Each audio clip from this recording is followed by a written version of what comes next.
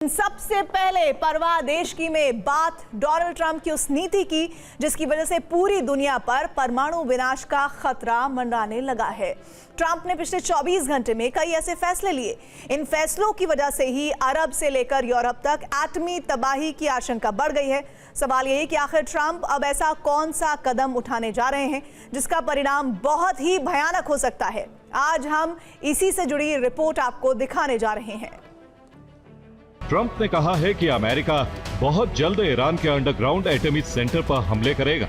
अमेरिकी सेना पिकेक्स की पहाड़ियों के नीचे मौजूद एटमी केंद्र को तबाह करेगी। हम वहां बहुत जल्द बहुत ही बड़ी एयर स्ट्राइक करेंगे। ये सवाल इसलिए उठ रहे हैं क्योंकि ट्रंप ने ऐलान कर दिया है कि ईरान ने पिकेक्स पहाड़ियों के नीचे जो अंडरग्राउंड एटमी सेंटर बना रखा है, अब अमेरिका उसे पूरी तरह से तबाह करेगा, चाहे इसके लिए किसी भी हद तक जाना क्यों ना पड़ जाए।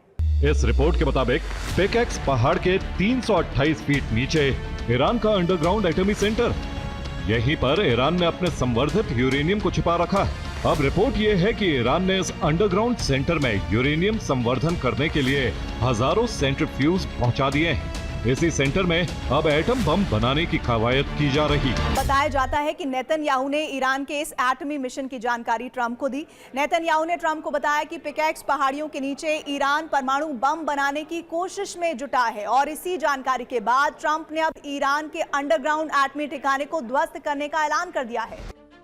ट्रंप ने जैसे ही ऐलान किया कि अब अमेरिका पिकेक्स पहाड़ियों के नीचे मौजूद ईरान के अंडरग्राउंड एटमी सेंटर को ध्वस्त करने के लिए सैन्य अभियान चलाएगा, वैसे ही ईरानी सेना ने ट्रंप के लिए चेतावनी जारी कर दी। IRGC ने साफ कर दिया कि अगर उसके एटमी ठिकानों पर हमले हुए, अगर उसके एटमी मिशन को नुकसान पहुंचा, कोशिश भी की गई, तो ईरान उन सैन्य बेसों को टारगेट करेगा जहां अमेरिका ने अपने एटमी हथियार तैनात कर रखे हैं। ईरान की सेना ने अरब में अमेरिका के जितने भी सैन्य बेस हैं उनमें से ज्यादातर को दहला दिया है। ईरान ने लगातार जबरदस्त हमले कर अरब में तैनात अमेरिकी एयर डिफेंस सिस्टम को इतना कमजोर कर दिया है कि वो ईरान के हमलों को रोक नहीं पा रहे हैं। फ्रैंक मैकेंजी ने कहा है कि अमेरिका को अपने उन परमाणु बेसों को शिफ्ट कर देना चाहिए जो ईरानी मिसाइल की रेंज में है। अमेरिका को अपने परमाणु ठिकानों को ईरान के पहुंच से दूर करने की जरूरत है। सवाल यही है कि ईरान अमेरिका के किन एटमी सैन्य बेस पर हमला कर सकता है, अमेरिका के किन किन एटमी ठिकानों पर हमले का खतरा मंडरा रहा है। अगर अमेरिका ईरान के एटमी ठिकानों पर हमला करता है तो ईरानी सेना कैसी जवाबी कार्रवाई कर सकती है। दरअसल ईरान के टारगेट पर अमेरिका के 6 ऐसे सैन्य बेस हो सकते हैं जहां अमेरिका ने एटमी हथियार तैनात कर रखे हैं। ये है तुर्की का इंसरलिक एयरबेस, इटली का एवियानो एयरबेस, इटली का ही गेदी एयरबेस, जर्मनी का बुशेल एयरबेस, बेल्जियम का ब्रोगल एयरबेस और नीदरलैंड्स का वोकल एयरबेस। तुर्की का इंसरलिक एयरबेस ईरान से करीब 800 किलोमीटर दूर है। इटली का एवियानो एयरबेस ईरान से 2700 किलोमीटर दूर है। ईरान का ही गेदी एयरबेस ईरानी बॉर्डर से 2900 किलोमीटर की दूरी पर है। जर्मनी का बुशेल एयरबेस ईरान से 3200 किलोमीटर दूर है। बेल्जियम का क्लाइन ब्रोगल एयरबेस ईरान से 3300 किलोमीटर दूर है।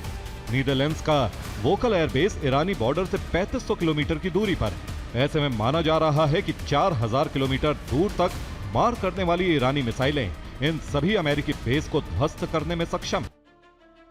अमेरिकी राष्ट्रपति डोनाल्ड ट्रंप ने सऊदी अरब के साथ उस ऐतिहासिक नागरिक परमाणु समझौते को मंजूरी दे दी है जिसके तहत रियाद को अपनी जमीन पर यूरेनियम संवर्धन की अनुमति मिल सकती है। ट्रंप के इस फैसले से सऊदी अरब कैसे परमाणु संपन्न हो सकता है और पश्चिम एशिया में एटमी हथियारों की रेस कैसे शुरू हो सकती है, अब इससे जुड़ी हुई रिपोर्ट देखिए।